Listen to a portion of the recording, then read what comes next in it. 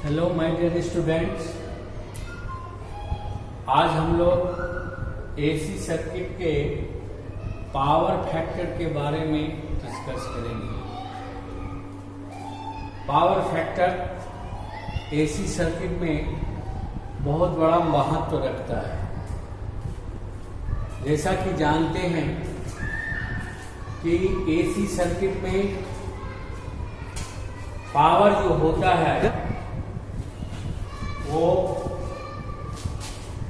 W बराबर होता है V इंटू आई इंटू कॉस थीटा।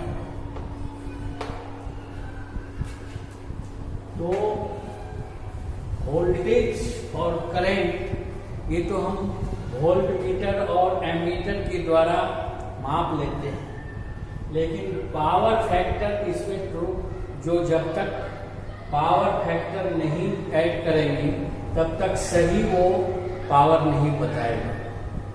तो सबसे पहले हम लोग जानेंगे कि पावर फैक्टर क्या होता है। पावर फैक्टर का परिभाषा है, बहुत तरह से परिभाषित किया जाता है। पावर फैक्टर को बोला जाता है कि ट्रू पावर और एपरेंट पावर, ये दोनों के अनुपात को पावर फैक्टर कहा जाता है। ट्रू पावर और एपरेंट पावर के अनुपात को पावर फैक्टर कहा जाता है। अर्थात पावर फैक्टर बराबर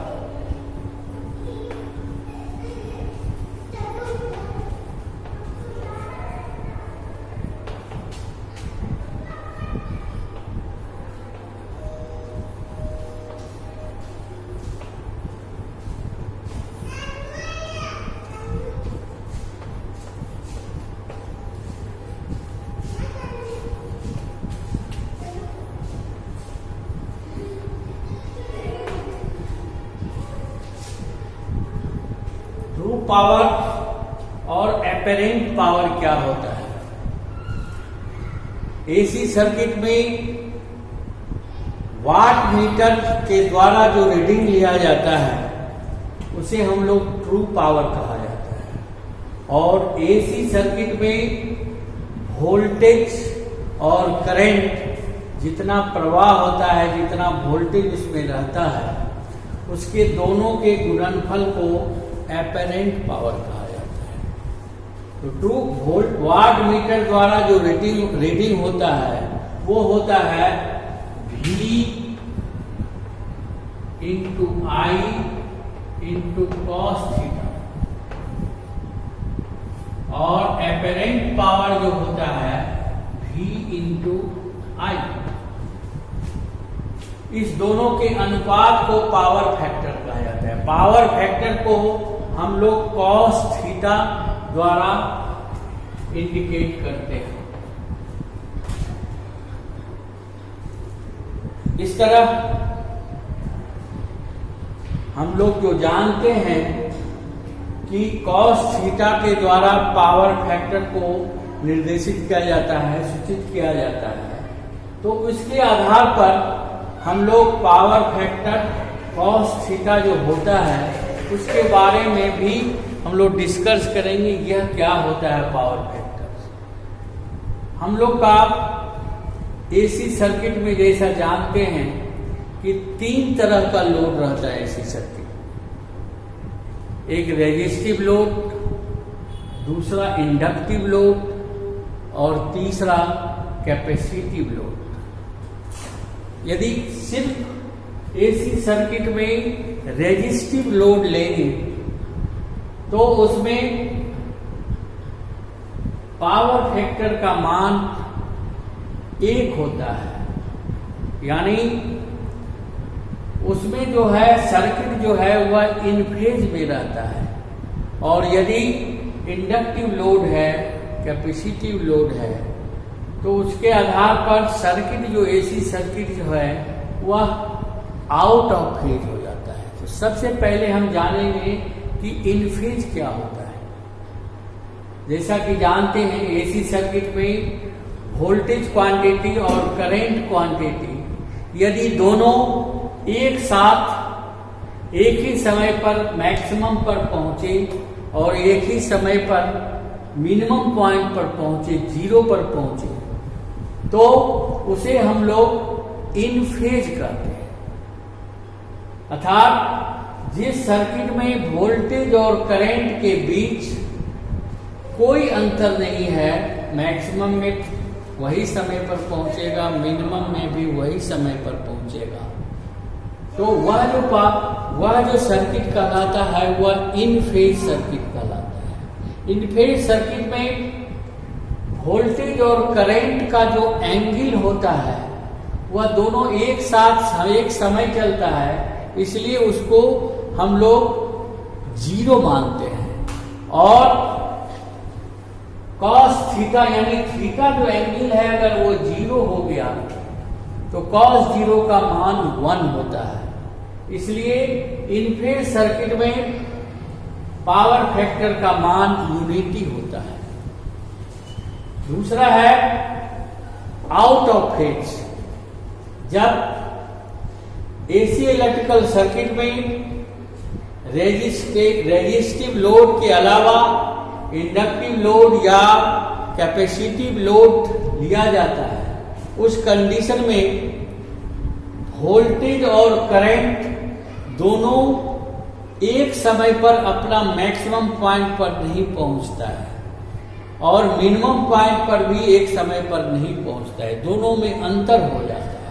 इसलिए यदि एसी सर्किट में वोल्टेज और करंट का मैक्सिमम पॉइंट पर एक समय पर नहीं पहुंचता हो और मिनिमम पॉइंट पर भी एक समय पर नहीं पहुंचता हो, उस अवस्था में हमारा सर्किट जो है आउट ऑफ फेज कहलाता है। आउट ऑफ फेज सर्किट में ही वोल्टेज और करंट के बीच अंतर रहता है। यदि इंडक्टिव लोड है सर्किट में, तो इंडक्टिव लोड में करंट वोल्टेज से पीछे रह जाता है, यानी वोल्टेज पहले मैक्सिमम पॉइंट पर पहुंचता है, बाद में मिनिमम पॉइंट, बाद में करंट जो है मैक्सिमम पॉइंट पर पहुंचता है। अर्थात वोल्टेज जो है आगे चलता है और करंट जो है पीछे चलता है, और दोनों का जो अंतर होता है उसको हम लोग थीटा डिग्री में नापते हैं। तो उस दोनों वोल्टेज और करंट के बीच का जो एंगल है थीटा, उसके कोसाइन वैल्यू को हम लोग पावर फैक्टर के नाम से जानते हैं। इसीलिए पावर फैक्टर को कॉस थीटा से सूचित किया जाता है। अर्थात किसी भी एसी सर्किट में वोल्टेज और करंट के बीच के एंगल का कोसाइन वैल्यू, कॉस वैल्यू जो होता है वह पावर फैक्टर कहलाता है। यदि पावर फैक्टर हमारा पावर फैक्टर में यदि वोल्टेज करंट से आगे चलता है यानी करंट पीछे रहता है, तो उस कंडीशन में पावर फैक्टर का में जो है वो 1 से मान घट जाता है, और 1 से मान जब पावर फैक्टर का घट जाता है तो हमारा लोड जो है वो उतना परसेंट लोड कम पर ही जो है हमारा फुल लोड करंट लेने लगता है। इसलिए पावर फैक्टर का बहुत बड़ा महत्व है। कोशिश यही किया जाता है कि पावर फैक्टर को हम लोग यूनिटी पर चलाएं। तो दूसरा परिभाषा हो गया पावर फैक्टर का कि एसी सर्किट में वोल्टेज और करंट के बीच के एंगल के कॉस साइन वैल्यू को हम लोग पावर फैक्टर के नाम से जानते हैं। तीसरा परिभाषा है उसी का कि एसी सर्किट में पावर फैक्टर उस सर्किट के रेजिस्टेंस और इम्पीडेंस के अनुपात को कहा जाता है। अर्थात पावर फैक्टर बराबर होता है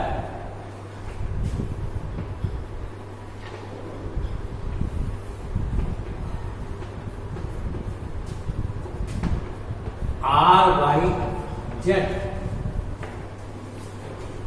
R जो है वो सर्किट का रेजिस्टेंस वैल्यू है और Z जो होता है वो सर्किट का इम्पीडेंस वैल्यू है। इम्पीडेंस आप लोग जानते होंगे कि इम्पीडेंस एसी सर्किट में क्या होता है। मतलब एसी सर्किट में टोटल अवरोध जितना होता है वह जो टोटल अवरोध को हम लोग इम्पीडेंस के नाम से जानते हैं, क्योंकि एसी सर्किट में रेजिस्टिव लोड भी रहता है, इंडक्टिव लोड भी रहता है और कैपेसिटिव लोड भी रहता है।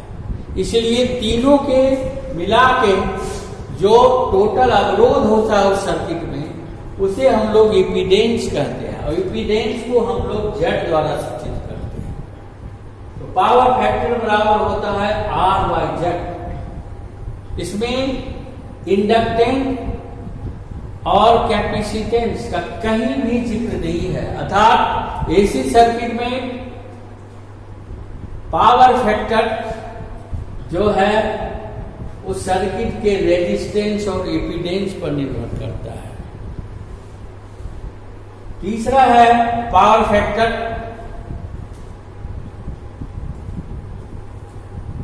एसी सर्किट में यदि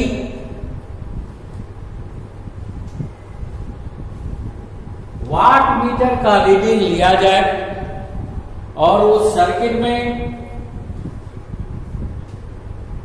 वोल्ट मीटर और करंट लगा करके दोनों का रीडिंग नोट किया जाए और इस फार्मूला पर हम ले जाएं तो वाट मीटर रीडिंग और उस सर्किट का वोल्ट एम्पियर जो है उससे भागा दे दें तो वह जो मान आएगा वह भी पावर फैक्टर ही कहलाएगा।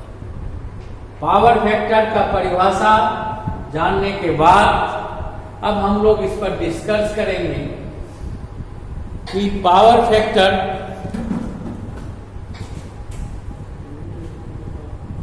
कम होने से क्या होता है।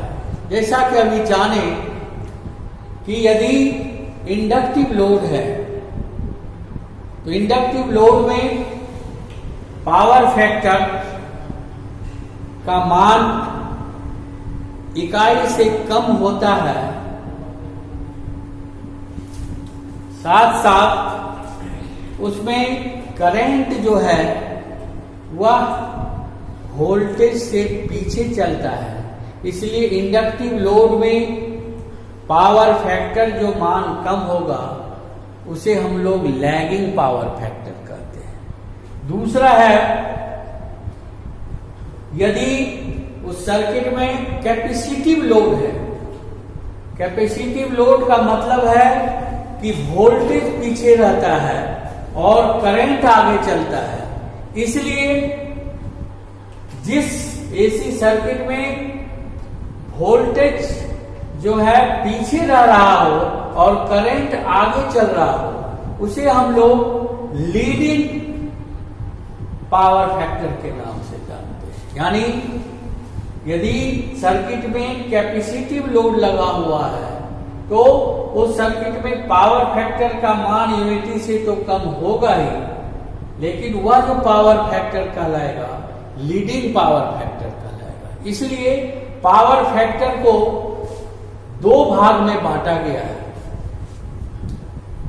पहला होता है यूनिटी पावर फैक्टर।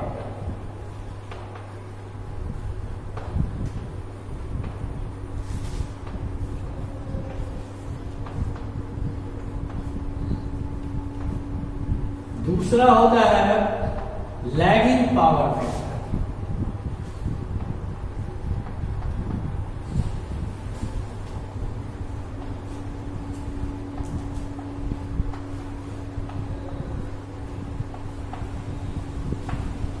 तीसरा होता है लीडिंग पावर फैक्टर।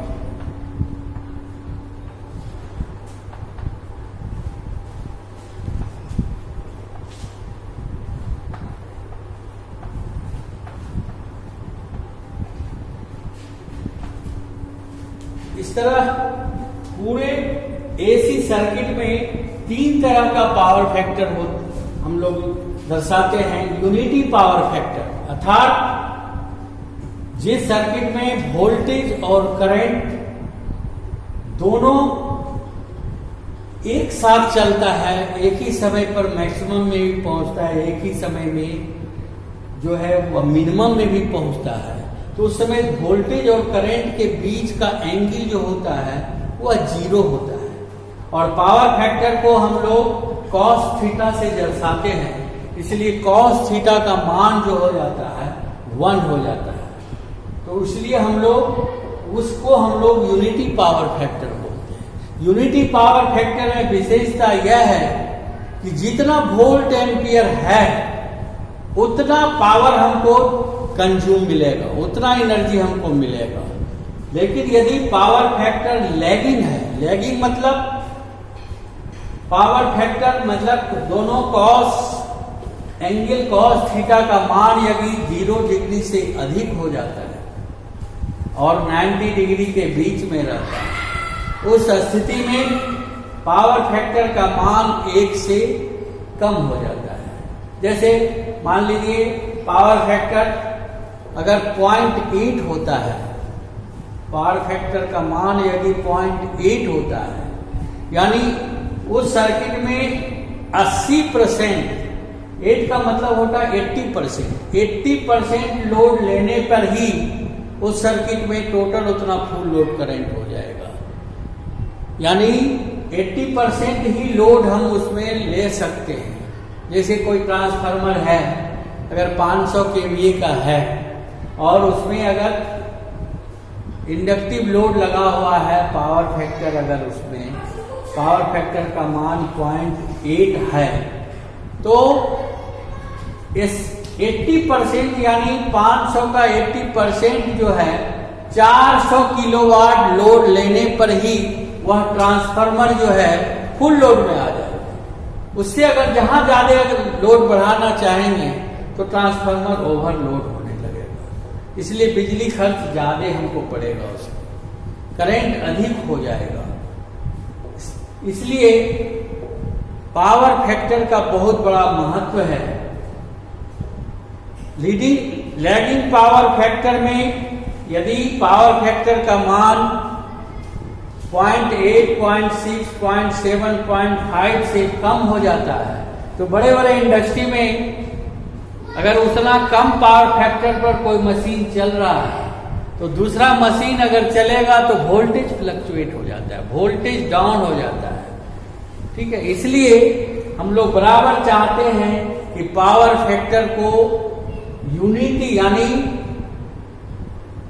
लगभग 0.95 के लगभग में रखें पावर फैक्टर का मान, तो हमको उसमें एफिशिएंसी अच्छा मिलेगा, लोड जो है अच्छा मिलेगा। तीसरा है leading power factor. Leading power factor में भी यही होता है, लैगिंग में करंट पीछे रहता है और वोल्टेज आगे रहता है। लीडिंग में पावर फैक्टर में वोल्टेज जो है वह आगे, वोल्टेज पीछे रहता है और करंट आगे रहता है। करंट आगे रहने से इसीलिए उसको हम लोग बोलते हैं leading power factor. Leading power factor हमको कैपेसिटिव लोड में आता है। कैपेसिटिव लोड अगर लेंगे तो उसमें पावर फैक्टर लीडिंग कहलाएगा और उसमें पावर फैक्टर का मान बढ़ने से वोल्टेज में भी जो है वह बढ़ेगा, उसके में वोल्टेज का भी मान बढ़ेगा, कैपेसिटी उसका अधिक हो जाएगा। इस तरह हम लोग पावर फैक्टर को 3 तरह से देखा, unity power factor, lagging power factor और leading power factor.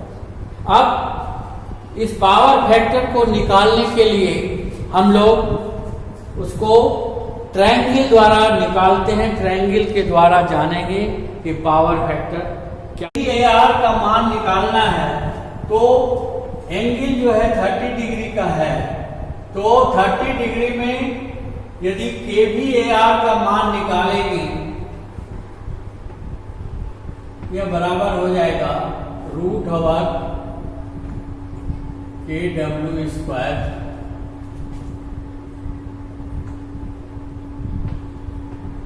KVA square minus KW square. यदि KW का मान निकालना है तो ये KVA square minus KVAR square.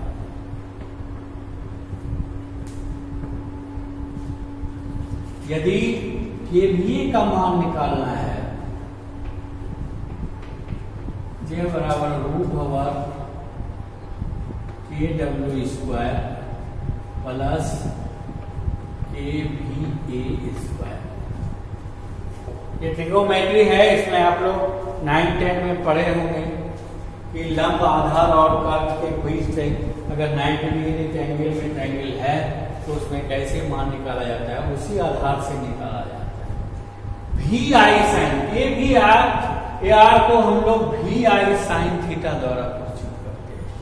यह जो मान जो आता है यह हमारा पावर में जो कंज्यूम होता है, जो एनर्जी मीटर में है वह नहीं आता है। इतना पावर का हमारा लॉस आ जाता है केवीआर। इसलिए हमेशा हम लोग इंडस्ट्री वगैरह में अधिक इसका उपयोग होता है, जहां अधिक जो है हाई कैपेसिटी का हम लोग पावर खर्च लेते हैं, कंज्यूम करते हैं, वहां पर पावर फैक्टर का बहुत बड़ा महत्व है। पावर फैक्टर का अगर मान कम रहेगा तो वहां पर वोल्टेज भी फ्लक्चुएट करते रहेगा। दूसरा कोई मशीन चलाएंगे तो उसमें झटका आएगा, दूसरे को भी डिस्टर्ब करेगा।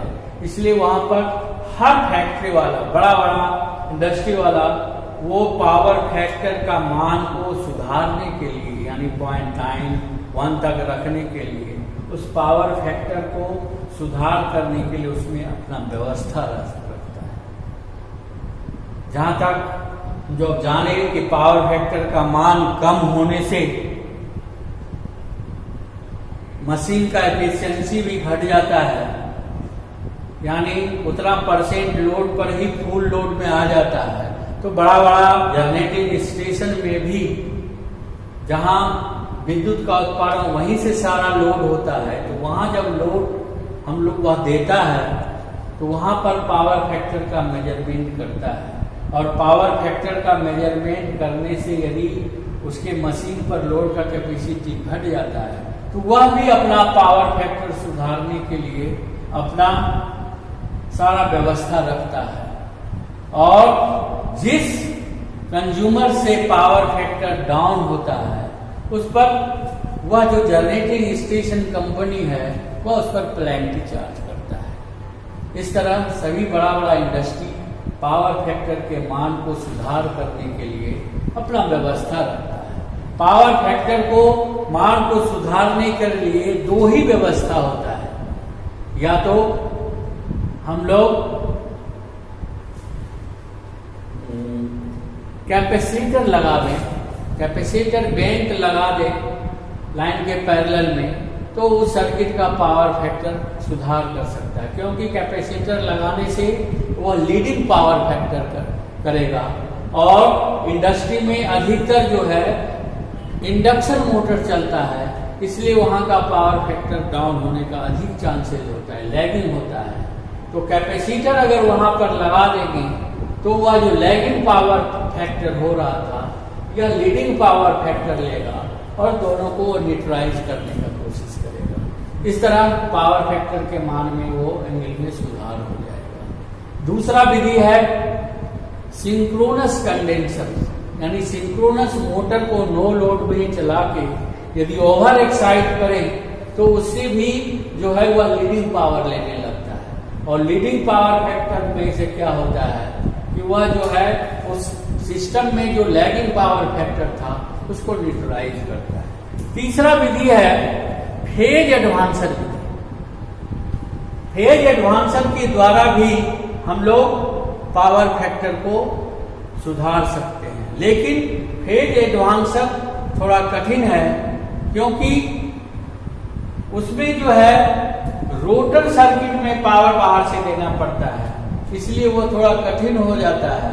इसलिए अधिकतर मुख्य तौर पर दो ही प्रकार का यूज होता है पावर फैक्टर सुधार करने के लिए। एक कैपेसिटर बैंक लगा करके पैरेलल में, और दूसरा सिंक्रोनस मोटर चलाकर। अधिकतर बड़े बड़े इंडस्ट्री में 3 फेज पावर सिस्टम यूज किया जाता है, इसलिए बड़े बड़े इंडस्ट्री में जहां 3 पावर सिस्टम यूज किया जाता है, वहां पर हम लोग 3 फेज का जो है कैपेसिटर बैंक लगाते हैं, जिसमें स्टार या कनेक्शन के द्वारा, स्टार या डेल्टा में कनेक्शन करके पावर फैक्टर को सुधार करते हैं। दूसरा है 3 फेज में उस लाइन के पैरेलल में नो लोड पर सिंक्रोनस मोटर को चला देते हैं और ओवर एक्साइटिंग करा करके लीडिंग पावर फैक्टर लेते हैं और सिस्टम का जो लैगिंग पावर फैक्टर है उसको न्यूट्रलाइज करते हैं। बड़े बड़े जनरेटिंग स्टेशन में भी अपना वो लोग सिंक्रोनस मोटर रखता है। जब उसका पावर फैक्टर अगर डाउन होने लगता है अधिक, तो वह जो है सिंक्रोनस मोटर चला के सिस्टम के पावर फैक्टर को सुधार करता है। इस तरह हम लोग देखें कि पावर फैक्टर बहुत बड़ा महत्व है। पावर फैक्टर कम होने से हमको जो बिजली बिल भी अधिक लगेगा और पेनल्टी भी हमारे ऊपर चार्ज करेगा, इसलिए पावर फैक्टर को बहुत बड़ा महत्व है। पावर फैक्टर हम लोग हमेशा सुधार करने की कोशिश करेंगे। नेक्स्ट क्लास में हम लोग फिर पावर फैक्टर